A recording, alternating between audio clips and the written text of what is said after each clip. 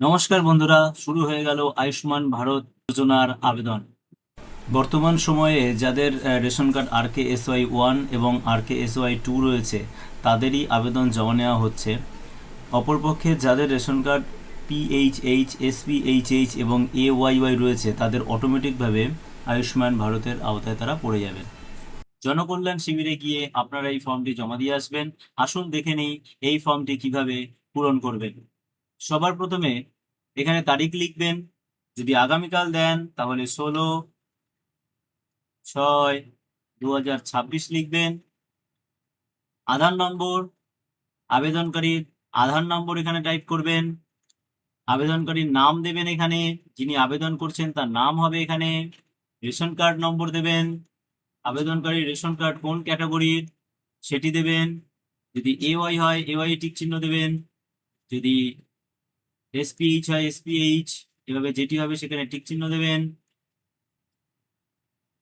আধারের সাথে সংযুক্ত যে মোবাইল নম্বর যিনি আবেদন করছেন তার আধারের সাথে যুক্ত যে মোবাইল নম্বরটি সেটি এখানে ইনপুট করবেন। আবেদনকারী পুরুষ হলে পুরুষ, নারী হলে নারী, অন্যান্য হলে অন্যান্যতে টিক চিহ্ন দেবেন। আবেদনকারী জন্ম তারিখ, প্রথমে দিন, তারপর মাস, তারপর ইয়ার দেবেন। সম্পূর্ণ ঠিকানা, আবেদনকারী সম্পূর্ণ ঠিকানা এখানে দেবেন। নিচে দেখুন জেলা দেওয়া আছে, ব্লক দেওয়া আছে, পঞ্চায়েত দেওয়া আছে। এই বাদে যা যা হয় গ্রাম, পোস্ট, থানা, এই তিনটি উপরে লিখবেন এখানে। পরিবারের প্রধানের নাম, যিনি আবেদন করছেন তিনি যদি প্রধান হন তাহলে তার নাম এখানে হবে, আর তিনি যদি প্রধান না হন তাহলে যিনি প্রধান তার নাম এখানে হবে। সেই পরিবারের মোট জনসংখ্যা এখানে লিখবেন। প্যান কার্ড নাম্বার লিখবেন।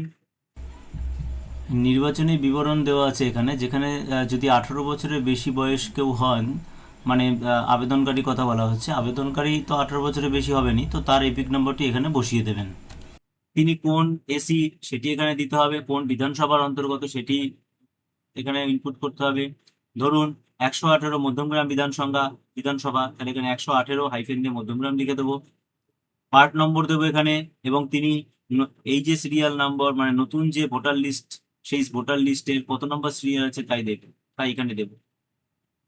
সবই কিন্তু ইংরাজি বড় হাতের অক্ষরে লিখবেন। স্বাস্থ্যসাথী কার্ডের ডিটেলস এখানে পূরণ করতে হবে। স্বাস্থ্যসাথী কার্ডের যে নাম্বারটি রয়েছে 17 অঙ্কের নাম্বার, সেই নাম্বারটি এখানে ইনপুট করতে হবে। এবার কি কি প্যারামিটার আছে, গ্রামীণ অঞ্চলের ক্ষেত্রে কি কি প্যারামিটার এবং শহর অঞ্চলের ক্ষেত্রে কি কি প্যারামিটার, আসুন দেখে নিই। গ্রামীণ অঞ্চলের ক্ষেত্রে বলা হয়েছে, গ্রামীণ অঞ্চল বলতে বোঝাচ্ছে যারা পঞ্চায়েতে থাকেন তাদের ক্ষেত্রে। প্রথমে বলছে কাঁচা দেওয়াল এবং কাঁচা ছাদ সহ যদি থাকে, হ্যাঁ হলে হ্যাঁ, না হলে নাতে টিক চিহ্ন দেবেন। তারপর যদি সেই বাড়িতে, মানে 16 থেকে 59 বছরের মধ্যে কোনো প্রাপ্তবয়স্ক সদস্য নেই, যদি না থাকে তাহলে হ্যাঁ, যে হ্যাঁ নেই, আর তাহলে না। তারপর 16 থেকে 59 বছর বয়সের কোনো প্রাপ্তবয়স্ক পুরুষ সদস্যবিহীন নারী বা নারী প্রধান পরিবার সমূহ, এটা আরেকবার বলি, 16 থেকে 59 বছর বয়সের কোনো প্রাপ্তবয়স্ক পুরুষ সদস্যবিহীন নারী প্রধান পরিবার সমূহ, মানে যে যে পরিবারে পুরুষ 16 থেকে 59-এর মধ্যে কোনো পুরুষ নেই, নারী প্রধান, তাহলে সেখানে সেই পরিবার যদি হয় তাহলে এখানে টিক চিহ্ন দেবো, তা না হলে এখানে টিক চিহ্ন দেবো। দেন প্রতিবন্ধী সদস্য এবং কোনো সক্ষম দেহী প্রাপ্তবয়স্ক সদস্য যদি হয়ে থাকে, মানে সেই বাড়িতে যদি কোনো মেম্বার প্রতিবন্ধী হয়ে থাকেন তাহলে টিক চিহ্ন দেবো, না হলে নাতে টিক চিহ্ন দেবো। SC ST হলে হ্যাতে টিক, না হলে নাতে টিক। ভূমিহীন মানে জমি নেই, ভাড়া বাড়ি থাকেন, তাহলে হ্যাঁ হলে হ্যাতে টিক, না হলে নাতে টিক। ভিক্ষার উপর নির্বাহ করলে হ্যাঁ হলে হ্যাঁ, না হলে না। ম্যানুয়াল স্ক্যাভেঞ্জার যদি হন তাহলে হ্যাঁ হলে হ্যাঁ, না হলে না। আদিম উপজাতি গোষ্ঠী যদি হন, হ্যাঁ হলে হ্যাঁ, না হলে না। আইনগতভাবে মুক্তিপ্রাপ্ত বন্ডের শ্রমিক, ঋণদাস শ্রমিক মানে যারা লোন নিয়ে লোন শোধ করতে পারেননি, কেস হয়ে গেছে, জেলে গেছে, তাদের জামিন হয়েছে, তারাও অ্যাপ্লাই করতে পারবে। তারা যদি হয় তাহলে এখানে হ্যাঁ হলে হ্যাঁ, না হলে না।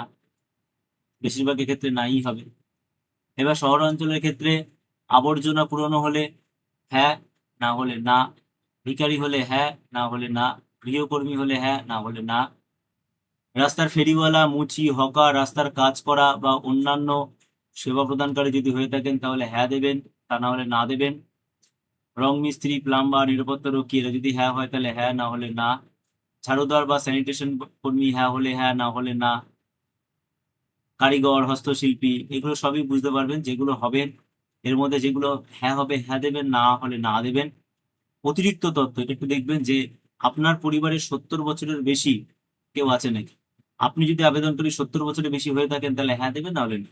আপনার পরিবারে কেউ যদি আশা দিদিমণি হয়ে থাকেন বা AWW বা AWH যদি হয়ে থাকেন তাহলে না দেবেন, আর যদি না হয়ে থাকেন তাহলে হ্যাঁ দেবেন। যে আপনার বাড়িতে কোনো আশা দিদি নেই, যদি না থেকে থাকে তাহলে হ্যাঁ এখানে দেবেন। এবার কি কি বর্জন মানদণ্ড, মানে কি কি থাকলে আপনার নাম থাকবেই না, আপনার নাম আয়ুষ্মান কার্ডে আসবে না। পারিবারিক আয় যদি বছরে 8 লক্ষ টাকার বেশি হয় তাহলে আপনার নাম কিন্তু আয়ুষ্মান কার্ডে আসবে না। পরিবারের কোনো সদস্য কি আয়কর মানে ট্যাক্স দেন, ইনকাম ট্যাক্স দেয়, তাহলে হ্যাঁ, না হলে না। পরিবারের কারোর নাম কি ASD মানে হচ্ছে অ্যাবসেন্টি, শিফটেড, ডিলিট এবং ডুপ্লিকেট, এই তালিকায় আছে নাকি?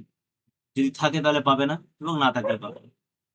মানে যদি থেকে থাকে তাহলে হ্যাঁ করবে, না হলে না করবে। SIR ট্রাইব্যুনালে মুলতবি রয়েছেন, যদি হ্যাঁ হয়ে থাকে যে আপনার ট্রাইব্যুনালে অ্যাপিল করেছেন তাহলে ঠিক আছে, আর যদি অ্যাপিল না করে থাকেন তাহলে কিন্তু পাবেন।